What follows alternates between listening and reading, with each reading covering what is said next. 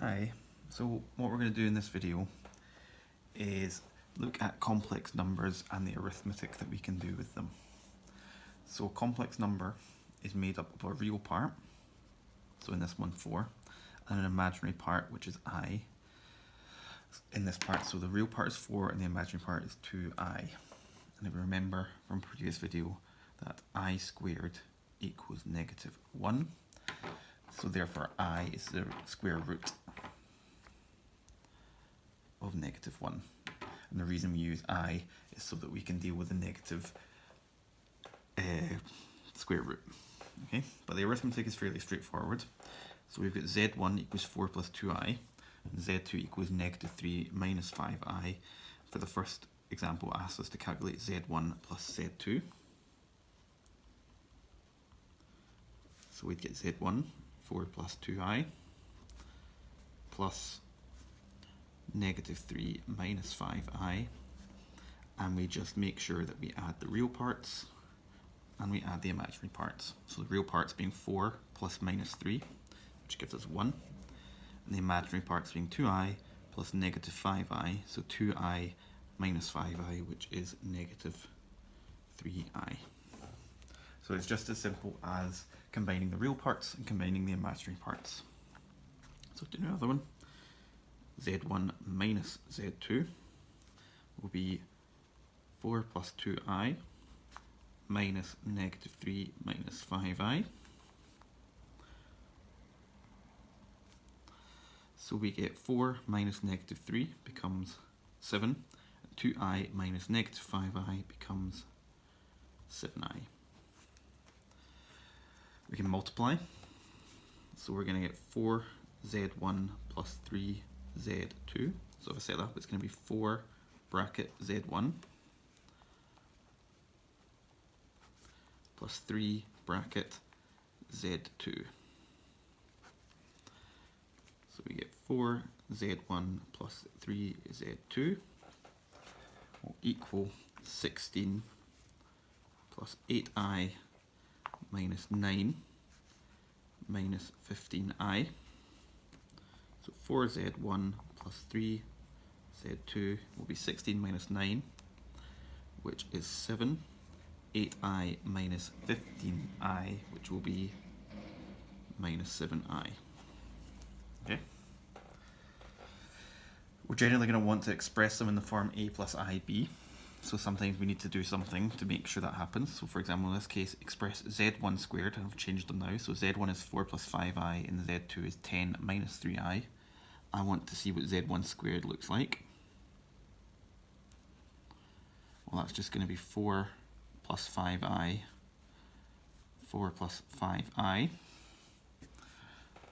So z1 squared will be 4 times 4 is 16, 4 times 5i is 20i, 5i times 4 is 20i, 5i times 5i will be 25i squared.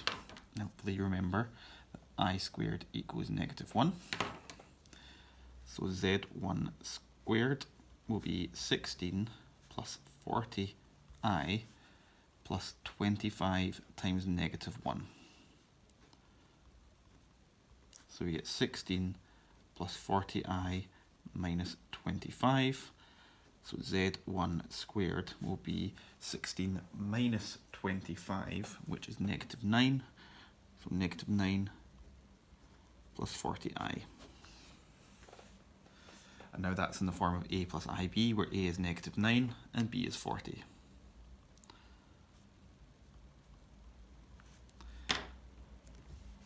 So if I wanted to divide complex numbers, so z1 over z2, we'll get 4 plus 5i over 10 minus 3i.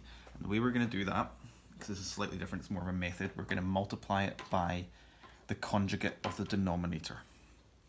So I need the conjugate, which is going to be represented as z with a bar on top, and the z2 is the conjugate, so conjugate of z2 will equal 10 plus 3i. So the conjugate a plus ib will be a minus ib. The conjugate of a minus ib will be a plus ib. You change the sign of the imaginary part.